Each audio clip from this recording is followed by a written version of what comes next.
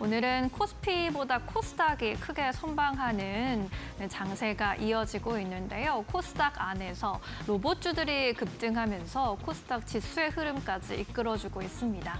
미국이 중국 로봇을 두고 사실상 수입 금지 움직임을 보여주면서 국내 로봇주들의 반사수혜가 기대되고 있습니다.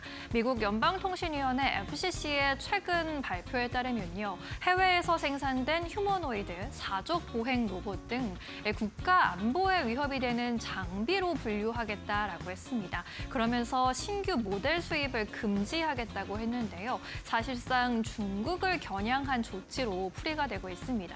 FCC가 국가 안보에 위협이 없다고 판단한 제품은 조건부 예외를 인정하겠다라고 했기 때문인데요. 이에 따라서 국내 기업의 수혜가 집중될 것이라는 전망이 힘을 받고 있습니다.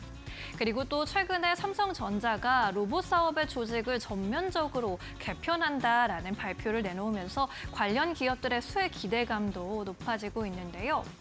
삼성전자의 이러한 개편 속에서 로봇 관련 의사소 전망이 좀 빨라지고 관련 생태계 전반의 투자 확대를 이끌어낼 것이라는 전망입니다. 또 삼성전자 측에서 새로운 휴머노이드 모델을 공개하지는 않을까 그 여부에 시장이 예의주시하고 있는 상황이고요. 뿐만 아니라 테슬라가 옵티머스의 생산을 확대할지 또 보스턴 다이내믹스, 현대차의 자회사죠. 공급망을 또 어떻게 공개할지에 대해서 시장이 주목하고 있는 상황입니다. 오늘 로봇주 쪽으로 시선이 집중되고 있는데요. 분위기 체크해 보시죠.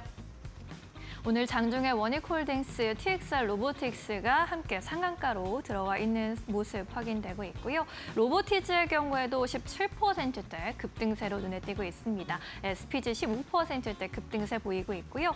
코스닥의 이제 대장주로 볼 수 있는 레인보우 로보틱스도 6%대 강세 보이고 있습니다. 잠시 후 전문가와 함께 또 로봇주 전망 짚어보도록 하겠습니다. 첫 번째 특징주 보셨고요. 이어서 두산 이슈 점검해 보겠습니다.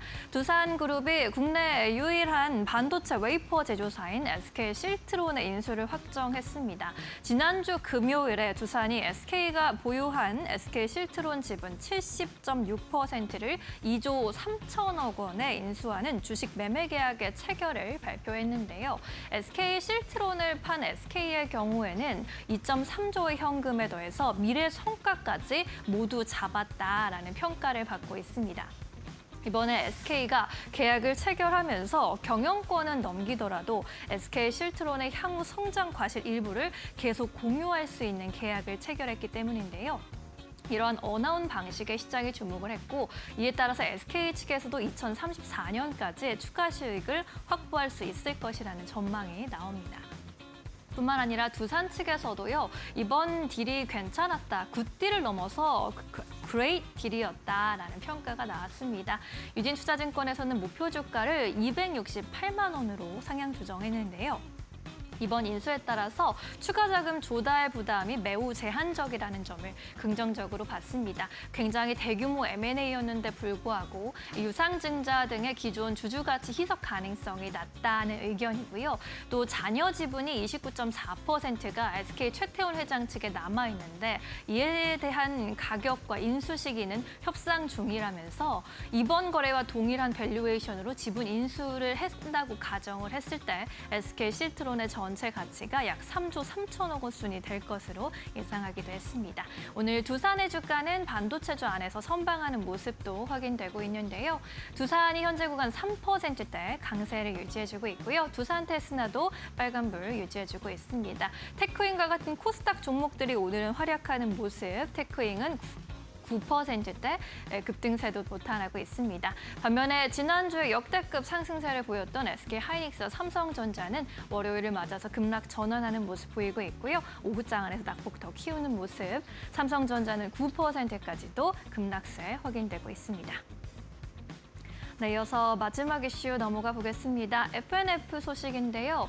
2분기에 시장 기대치를 밑도는 실적을 보여주면서 시장에서 실망 매물이 좀 나타나는 모습입니다. FNF 2분기 실적 연결 기준으로 매출이 3,996억 원 기록했습니다. 영업이익은 865억 원으로 전년 동기 대비해서 각각 5% 그리고 3% 가까이 성장했는데 시장이 기대했던 전망치 컨센서스 대비로 모멘텀으로는 각각 3%, 12%를 하회했습니다.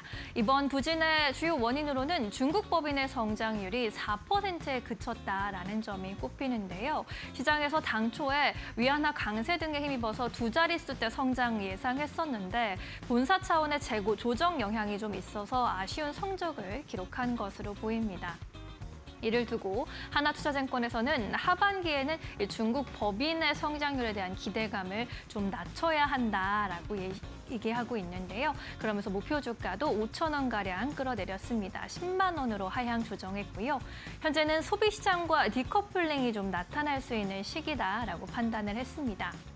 그러면서 하반기의 주가 모멘텀으로는 실적보다는 테일러메이드의 인수합병의 성사 여부가 중요하다고 했는데 이 기업 가치의 상승을 위해서는 테일러메이드의 우선 매수권의 행사가 꼭 필요하다고 봤습니다. 만약에 인수가 아닌 매각 결정을 내리게 된다면 배당 확대 등 주주환원 정책의 상향이 요구된다라는 점을 덧붙이기도 했습니다. 오늘 의류주 안에서 분위기 함께 비교해 보시죠.